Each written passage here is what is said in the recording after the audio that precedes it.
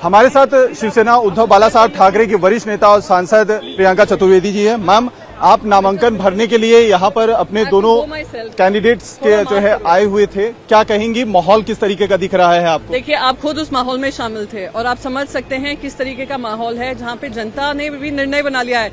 खिड़कियों से लोग देख रहे थे, उतर कर अपनी बिल्डिंग से आए हैं हमें प्रोत्साहन देने के लिए। तो जिस तरीके का एक माहौल बना हुआ है महाराष्ट्र में, वो बिल्कुल हमें विजय की ओर लेकर जा रहा है, क्योंकि वो जानते हैं कि हम निष्ठावंत हैं, वो जानते हैं हम सत्य के साथ खड़े हैं, वो जानते हैं हम धर्म के साथ खड़े हैं, वो जानते हैं हम संविधान के साथ खड़े हैं, वो जानते हैं हम प्रजातंत्र के साथ खड़े हैं।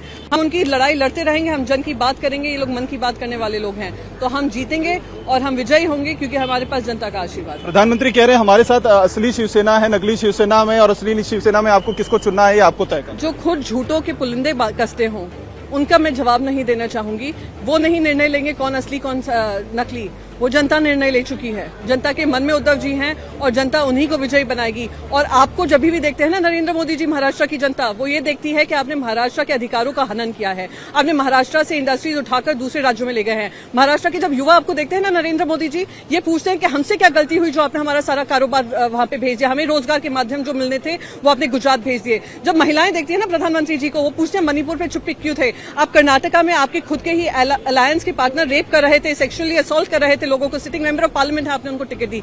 जब यहाँ के लोग देखते होंगे, वो कहते होंगे खर्चा ही आपने खर्चा हमारा अपरंपार कर दिया है, हमारी जो इनकम है उसको किसी तरीके से दुगनी करने का काम नहीं किया है। तो ये सब प्रधानमंत्री नरेंद्र मोदी से सवाल करें तो ये कुछ भी असली नकली का बोलते रहें, खुद अपना रिपोर्ट कार्ड का बयान करें। अमित शाह और प्रधानमंत्री कह रहे हैं कि अगला जो 2024 का आने वाला है, उनकी सत्ता आएगी तो यूसीसी लागू करेंगे, उस पर काम करेंगे, ये चीज क्लियर कर दिया। 2024 में 4 जून को इंडिया की सरकार बनने वाली है। नरेंद्र मोदी जी का ये आखिरी चुनाव एज अ प्रधानमंत्री है। ये आपको मैं स्पष्ट कह रही हूँ, ये लोग ओवर कॉन्फिडेंस में जो जी रहे हैं, एरोगेंस में जो जी रहे हैं, जनता दिखाएगी, जनता ही सर्वोपर है।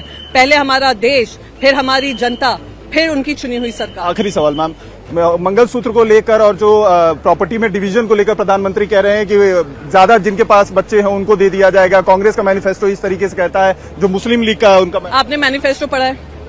आपने पढ़ा है? आप मुझे उसमें कहीं भी मुसलमान नाम दिखा दीजिए, आप कहीं भी वेल्थ रीडिस्ट्रीब्यूशन दिखा दीजिए। वो झूठे हैं, झूठों की सरकार चलाई है, झूठों के सरदार हैं। मैं आपको यही कहूंगी कि मंगलसूत्र की बात करते हैं, मंगलसूत्र खींचने की, मंगलसूत्र आज महिलाओं ने गिरवी रखा हुआ है घर चलाने को मोदी जी। तो मोदी जी से बस यही कहना चाहूंगा।